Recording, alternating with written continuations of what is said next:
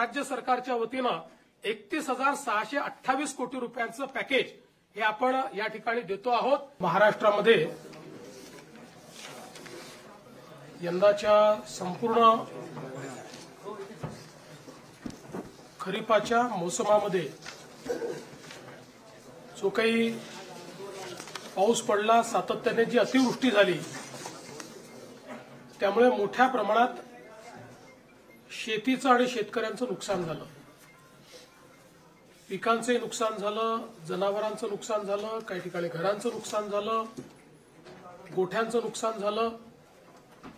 जे काही ग्रामीण भागातलं पब्लिक इन्फ्रास्ट्रक्चर आहे त्याचंही नुकसान झालं आणि दुर्दैवाने काही लोक मृत्युमुखी देखील पडले, काही लोक जखमी झाले। असं एक प्रचंड आपल्याला चित्र भीषण अशा प्रकारचं पाहायला मिळालं। आम्ही देखील वेगवेगळ्या ठिकाणी प्रत्यक्ष जाऊन या परिस्थितीची पाहणी केली, सातत्याने शेतकऱ्यांशी आम्ही चर्चा केली आणि एक प्रकारे दिलासा आपल्याला कसा देता येईल याचा प्रयत्न आम्ही केला। तातडीची मदत म्हणून ज्यांच्याकडे नुकसान झालेलं आहे त्यांना घरामध्ये पाणी शिरलं आहे त्यांना 10,000 रुपये देण्याचा विषय असेल किंवा गहू तांदूळ देण्याचा विषय असेल, त्या ठिकाणी वेगवेगळ्या प्रकारे छोटी मोठी मदत जी आहे ती मदत करण्याचं काम आपण सुरू केलं। अगदी तातडीनं 2200 कोटी रुपये रिलीज करून क्रॉप कॉम्पेन्सेशनचा पहिला हप्ता जो काही आहे तो त्यांना मिळावा या संदर्भात आपण काम चालू केलं आणि त्यानंतर आम्ही सातत्याने आपल्याला जास्तीत जास्त मदत कशी करता येईल याचा प्रयत्न करत होतो। आपल्याला कल्पना आहे की शेतकऱ्याचं आपल्या पिकावर पोटच्या पोराप्रमाणे प्रेम असतं आणि अशा परिस्थितीत पीक करपून गेलं, त्या ठिकाणी पाणी साचलं, अशी जी काही अवस्था पाहायला मिळाली, झोपलेलं पीक पाहायला मिळालं, चिखल पाहायला मिळाला आणि अनेक ठिकाणी तर जमीनच खरडून गेली। त्यामुळे रबीची पेरणी करण्याचीही क्षमता त्या ठिकाणी उरली नाही। खरं म्हणजे यातनं जे काही आर्थिक आणि मानसिक अशा दोन्ही प्रकारचा त्रास शेतकऱ्यांना होतो त्याचं 100% कॉम्पेन्सेशन कोणीच देऊ शकत नाही।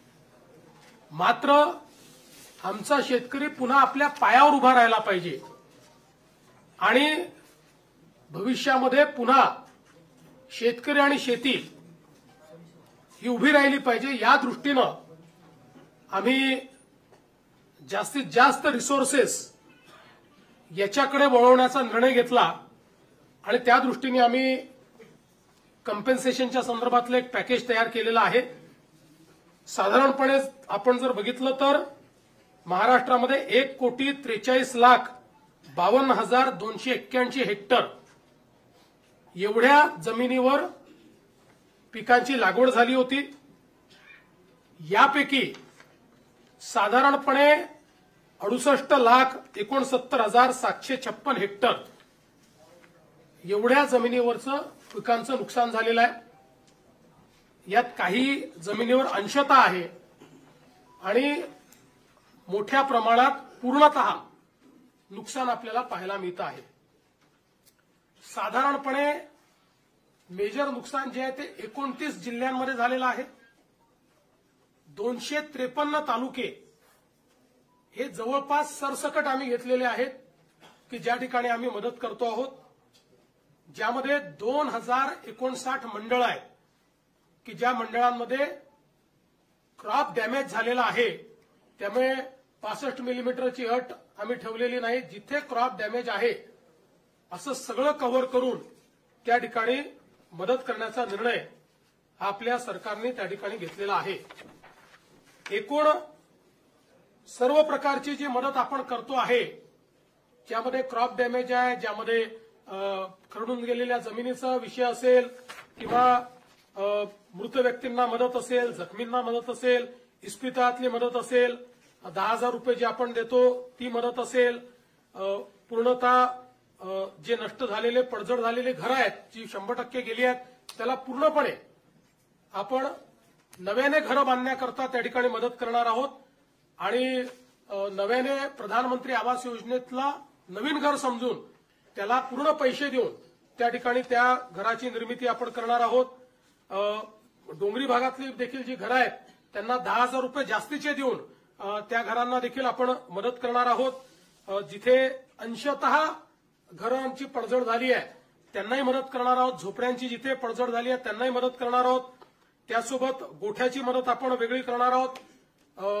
दुकानदारांचं देखील नुकसान झालेल्या जवळपास 50,000 रुपयापर्यंतचं दुकानदारांना देखील आपण त्या ठिकाणी मदत करणार आहोत. दुधाळ जनावरं जी आहेत याच्याकरता जवळपास 37,500 रुपयापर्यंत प्रति जनावर अशा प्रकारे मदत करण्याचा आपण निर्णय घेतलेला आहे आणि एनडीआरएफमध्ये 3 जनावरांपर्यंतची जी काही मर्यादा आहे ती आपण काढून टाकलेली आहे. जेवढ्या जनावरांचं त्या ठिकाणी मृत्यू झाला असेल त्या प्रत्येक जनावराकरता राज्य सरकारच्या वतीनं कॉम्पेन्सेशन देण्यात जाईल. ओढकाम करणारी जी जनावरं आहेत त्याच्याकरता 32,000 रुपये प्रति जनावर देण्यात येईल. कुक्कुटपालनाकरता देखील आपण त्या ठिकाणी जो काही आपला दर आहे तो 100 रुपये प्रति कोंबडीप्रमाणे जेवढं नुकसान झालं असेल तेवढं देणार आहे.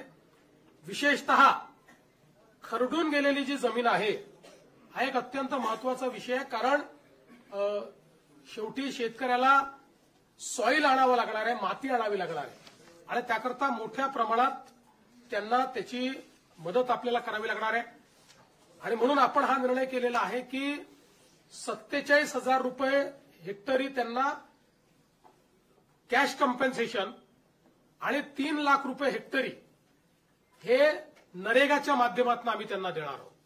म्हणजे जवळपास 3.5 लाख रुपये हेक्टरी हे खरडून गेलेल्या जमिनीकरता शेतकऱ्यांना उपलब्ध करून देण्याचा निर्णय हा आपण या ठिकाणी घेतलेला आहे. आणि याच्या व्यतिरिक्त सगळ्यात महत्वाचं की जे काही कॉम्पेन्सेशन आपल्याला क्रॉपच्या संदर्भात द्यायचं आहे त्या क्रॉपच्या कॉम्पेन्सेशनच्याकडे मी शेवटी येतो. बाधित विहिरी आहेत. आता ज्या विहिरींमध्ये गाळ गेला आहे, ज्या विहिरींचं नुकसान झालेलं आहे याकरता एनडीआरएफचे कुठलेही नॉर्म्स नाहीत तरी देखील राज्य सरकारने एक विशेष बाब म्हणून 30,000 रुपये प्रति विहीर ही मदत करण्याचा निर्णय घेतलेला आहे ज्यातनं हा गाळ काढणे आणि ती विहीर सुस्थितीत आणणे हे काम देखील आपण करणार आहोत. यासोबत अन्नधान्याच्या किट्स वगैरे आपण त्या ठिकाणी देतो ते मी यापूर्वी देखील सांगितलेलं आहे. आपण 2 अजून निर्णय याच्यात घेतले आहेत की जे काही इन्फ्रास्ट्रक्चरचं नुकसान झालं आहे ग्रामीण भागामध्ये त्याकरता 10,000 कोटी रुपये इन्फ्रास्ट्रक्चरच्या नुकसानीकरता आपण उपलब्ध करून देणार आहोत. डीपीसीमध्येही 5% अशा प्रकारे पूरग्रस्त भागातल्या कामाकरता आपण जवळपास 1,500 कोटी रुपये हे आपण उपलब्ध करून दिलेले आहेत. एक मागणी सातत्याने यायची, ओला दुष्काळ जाहीर करा, ओला दुष्काळ जाहीर करा. त्या संदर्भात आम्ही जी घोषणा केली होती त्यानुसार टंचाई म्हणजे ज्याला आपण बोलीभाषेत दुष्काळ म्हणतो किंवा अवर्षण असतं त्या वेळच्या ज्या काही उपाययोजना आहेत त्या सगळ्या उपाययोजना याला ओला दुष्काळ किंवा ओल्या टंचाईचा काळ समजून त्या सगळ्या उपाययोजना आपण त्या ठिकाणी करणार आहोत. ज्यामध्ये जमीन महसुलात सूट असेल, कर्जाचं पुनर्गठन असेल, शेतीशी निगडीत कर्जाच्या वसुली स्थगिती असेल, कृषी पंपाच्या चालू वीज तर बिल तर आता लागतच नाही त्यामुळे तो विषय संपलाय. वीज बिल आम्ही वसूलच करत नाही. शालेय व महाविद्यालयीन विद्यार्थ्यांना परीक्षा शुल्कात माफी हे देखील करण्यात येणार आहे आणि रोहिओ अंतर्गतच्या कामाच्या निकषात ज्या काही सुधारणा करायच्या त्या आपण करणार आहोत. आणि विशेषतः अतिवृष्टी व पूर परिस्थितीमध्ये हे जे काही तालुके आपण जाहीर केले आहेत तिथे शेतीच्या वीज पंपाची जी काही वीज जोडणी आहे ती त्या ठिकाणी अबाधित राहील. त्याचं नुकसान झालं असेल तर त्याची भरपाई मिळेल. अशा सगळ्या गोष्टी ज्या आपण दुष्काळाच्या म्हणजे टंचाईच्या काळात करतो त्या सगळ्या गोष्टी आता देखील आपण या ठिकाणी लागू केलेल्या आहेत. आता मी याच्याकडे वळतो की आपण शेतकऱ्यांना जी थेट मदत करणार आहोत म्हणजे ही आधीची सगळी मदत शेतकऱ्यांनाच आहे पण क्रॉप कॉम्पेन्सेशन. तर क्रॉप कॉम्पेन्सेशनच्या संदर्भात आपल्याला कल्पना आहे की या ठिकाणी साधारणपणे एनडीआरएफच्या नियमाप्रमाणे 8,500 रुपये आपण या ठिकाणी कोरडवाहूला देतो. हंगामी बागायतीला 17,000 रुपये हेक्टर देतो. आणि बागायतीला आपण 22,500 रुपये हेक्टर देतो. त्याप्रमाणे जवळपास या ठिकाणी आपण 65 लाख हेक्टर करता 6,175 कोटी रुपये देण्याचा निर्णय केलेला आहे. ते पैसे आपण देणार आहोत. आणि याच्या व्यतिरिक्त आपण हा निर्णय केलेला आहे की आता आमच्या शेतकऱ्याला किमान रबीचं पीक घेता आलं पाहिजे. त्याकरता बियाणं असतील किंवा इतर गोष्टींकरता आपण प्रति हेक्टरी अतिरिक्त 10,000 रुपये देण्याचा निर्णय केलेला आहे. त्यामुळे याकरता देखील 6,500 कोटी रुपये आपल्याला लागणार आहेत. म्हणजे आता जर आपण विचार केला तर जो कोरडवाहूचा आमचा शेतकरी आहे यांना हेक्टरी 18,500 रुपये मिळतील. जो आमचा हंगामी बागायती शेतकरी आहे त्याला 27,000 रुपये हेक्टरी मिळतील. आणि जो आमचा बागायती शेतकरी आहे त्याला 32,500 रुपये हे हेक्टरी देण्याचा निर्णय केला आहे. याच्या व्यतिरिक्त जवळपास 45 लाख आपले शेतकरी जे आहेत यांचा विमा आपण उतरवलेला आहे. विमा उतरवलेल्या शेतकऱ्यांना याच्या व्यतिरिक्त आता त्याचं कॅल्क्युलेशन चाललेलं आहे, पण याच्या व्यतिरिक्त अगदी कन्झर्वेटिव्ह साईडला जरी आपण पकडलं तरी ज्यांचं पूर्ण नुकसान झालेलं आहे अशा शेतकऱ्यांना साधारणपणे 17,000 रुपये हेक्टरी विम्याचे पैसे मिळतील. त्यामुळे आपण जर बघितलं तर ज्यांनी विमा उतरवलेला आहे अशा शेतकऱ्यांना साधारणपणे त्यातले जे कोरडवाहूचे शेतकरी आहेत त्यांनाही 35,000 पर्यंत मिळतील आणि जे बागायती आहेत त्यांना तर 50,000 प्रति हेक्टरच्या वर एकंदरीत पैसे जे आहेत ते या ठिकाणी प्राप्त होणार आहेत. आणि साधारणपणे आपण जर एकूण राज्य सरकारने या ठिकाणी जो काही आता याच्यावर नियतवेध दिलेला आहे त्याचा एकत्रित अंदाज बांधला. आम्ही याच्यामध्ये साधारणपणे इन्शुरन्सचे पैसे जे आहेत ते 5,000 कोटीच पकडले आहेत, पण आमचा अंदाज आहे 7,500 ते 10,000 कोटी रुपये आम्हाला त्यातनं मिळतील. पण कन्झर्वेटिव्ह अंदाज आम्ही पकडलाय कारण त्या संदर्भात अजून क्लेम जाणे आणि ती सगळी प्रोसेस होणे आहे. पण हा जरी आपण पकडला कन्झर्वेटिव्ह अंदाज तरी एकूण राज्य सरकारच्या वतीनं 31,628 कोटी रुपयांचं पॅकेज हे आपण या ठिकाणी देतो आहोत की ज्या माध्यमातून 31,628 कोटी एवढं पॅकेज म्हणजे जवळपास 32,000 पर्यंत हे पॅकेज चाललेलं आहे. अशा 32,000 कोटीपर्यंत अशा प्रकारचं हे पॅकेज या ठिकाणी आपण दिलेलं आहे. आणि आपला प्रयत्न आहे की यातला जेवढा जास्तीत जास्त पैसा हा आपल्याला या ठिकाणी दिवाळीच्या आधी देता येईल. किमान क्रॉप कॉम्पन्सेशनचे पैसे वगैरे जे काही आहेत हे जेवढे जास्तीत जास्त दिवाळी आधी पुश करता येतील.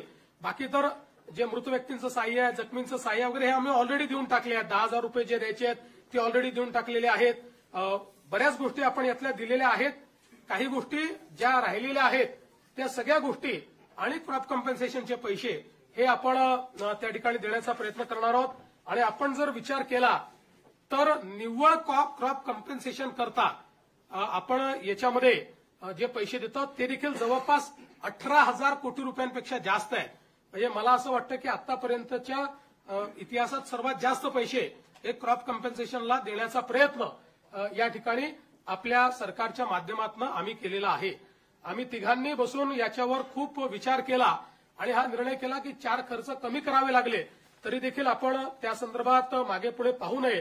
कारण शेतकऱ्यांवर अभूतपूर्व अशा प्रकारचे संकट आहे आणि म्हणून आपण जे काही जास्तीत जास्त करता येईल तो करण्याचा प्रयत्न आम्ही करू. याच्या व्यतिरिक्तही आमचा हा प्रयत्न आहे. आज मुख्यमंत्री सहायता निधीला देखील मोठ्या प्रमाणात लोक मदत करतायत आणि त्याही माध्यमातून अनेक गोष्टी अशा असतात की ज्या आपल्या कुठल्याच नियमामध्ये आपल्याला कव्हर करता येत नाहीत. त्यामुळे अशा प्रकारच्या ज्या काही गोष्टी हळूहळू आढळतील त्याच्यावर आम्ही मुख्यमंत्री सहायता निधीतनं किंवा काही लोकांनी सीएसआर देखील देण्याचं मान्य केलं आहे. त्या सीएसआरच्या माध्यमातून आपल्याला कशी मदत करता येईल या संदर्भातला प्रयत्न आमचा असणार आहे. कुठल्याही परिस्थितीमध्ये शेतकऱ्यांच्या मुलांचं शिक्षण हे याच्यामुळे बाधित होऊ नये, त्यांची स्वप्न कुठेतरी खंडित होऊ नये अशा प्रकारचा प्रयत्न या माध्यमातून आम्ही या ठिकाणी केलेला आहे. त्यामुळे हे सगळं मी आपल्यासमोर पॅकेज ठेवलेलं आहे.